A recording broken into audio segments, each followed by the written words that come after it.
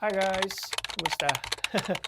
So, I'm going to the Boxel Market today kasi one of our friends here, magkakaroon sila ng celebration today. And they are requesting for a dinakdakan. Nung pagdating ko dito, ito talaga yung nagsalba sa akin yung dinakdakan, sisig. Kasi nung nag-umpisa ako dito, wala naman akong trabaho. And then, nag-try ako na gumawa ng orders. So, isa si dinakdakan sa madaming orders at sisig. So, natulungan na ako financially ng dinakdakan na to. So, let's go. Bilhan natin sila at gawan natin sila ng dinakdakan. Let's go. Ganun kalayo yung yung Boxel Market dito sa amin. Pwede ko naman siyang lakarin, pero mas maganda kung mag-bus na lang tayo in order to save a time and of course yung pagod natin, energy. Kasi mahaba-haba pa yung araw ngayon. Promise. What's good about here? Alam mo, malalaman mo kung kailan yung... Kasi may ganyan. So since matagal pa yung next bus, ang gagawin na lang natin is maglakad. Again, hindi na tayo makakasave ng energy but we can save time. Pero it's a good thing din naman na maglakad. Di ba? Para sa health. Kasi minsan nakaka-boost din naman ng energy. Higing active, di ba?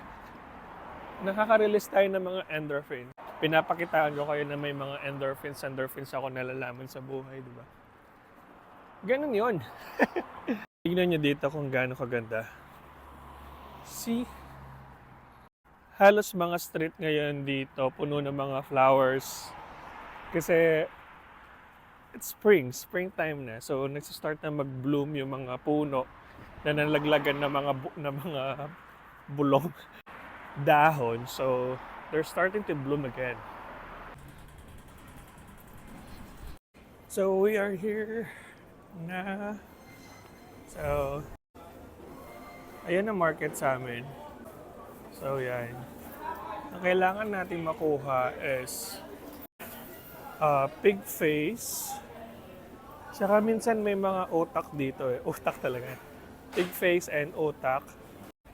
Hi, do you have pig face? So wala silang available na pig face. Ano na lang, pig nose na lang. At saka itong pig ears. Meron naman dito sa kabila. Hi. Can I have 2 kilos of pig nose? Pig nose. No, this one. Half kilos of ears. Just 2? That's enough. So we got the pig nose, tsaka pig ears. So ang next naman na bibilhin natin dito sa wet market is chicken liver. So dito siya banda, ang chicken liver, if I'm not mistaken. Here we go. Nothing else, all good. Thanks. Lagyan na natin dyan.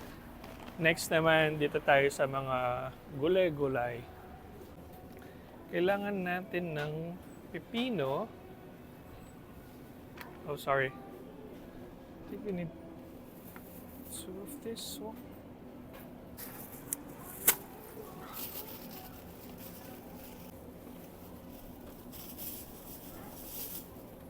We also need red and white onion. Ito talaga mga self-serve. Ang mga bagay-bagay. I think I need 2 of this. Or 4 na. So, we're done here at the veggie market. So, bayad na tayo. So, tapos na tayo dito sa wet market namin. Vegetables and fruits market. What I need now is... Oh, nakalimutan ko yung utak. Parang kailangan ko din naman kasi ng utak. Pero kung walang utak, okay lang din naman.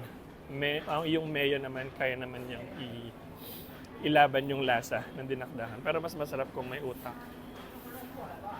And then after, we go. Kasi pwede naman na tayong bumili sa Aldi of the other things kung may kulang man. Kasi ito lang naman yung mga main ingredients na kailangan ko.